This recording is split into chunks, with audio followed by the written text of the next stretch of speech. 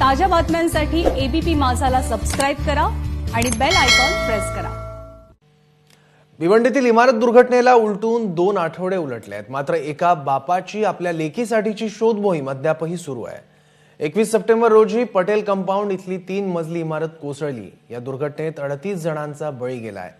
या दुर्घटनेत शब्बीर कुरेशी नावाच्या व्यक्तीचा पत्नीसह 2 लहान मुलांचा मृत्यू झालाय, तर 2.5 वर्षाचा मुलगा आजही बेपत्ता आहे।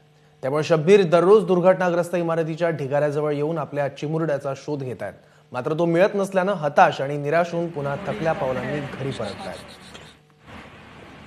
आणि आजही एक वडील जो है तो अपने मुलाचा शोध या ठिकाणी घेत आहे। तो अभी तक हम भी सोच रहे बच्चे का कुछ मिल जाए हमको, तो आगे हम लोग आगे कुछ करें उसका। तो अभी तक नहीं मिल रहा बच्चा। कितने लोग थे आपके परिवार में? 6 जन थे। 6 थे, 3 लड़के थे, 1 लड़की थी और घरवाली और मैं थे। 6 जन थे हम लोग। 6 में 3 जन हम लोग दूसरे माले पे थे। घरवाली ने सबको उठाई।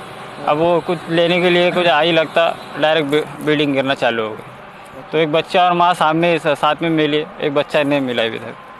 कितने साल का बच्चा? 2.5 साल का है। 2.5 साल का लड़का है। अभी तक मिला नहीं मिला मुझसे नाम। 12 दिन से अभी तक ढूंढ रहे हैं। हाँ, 12 दिन से रोज आके ढूंढ रहे हैं, मट्टी विट्टी हटा के देख रहे, कुछ समझ में नहीं आ रहा है। आस लगा के बैठे ना, अभी तक काम बंद किए थे, अभी और चालू किए लगता है। अभी बाजू की बिल्डिंग तोड़ के देख रहे।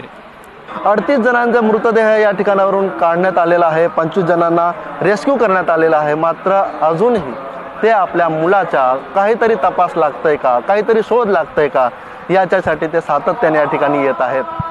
अनिल वर्मा, एबीपी माझा, भिवंडी।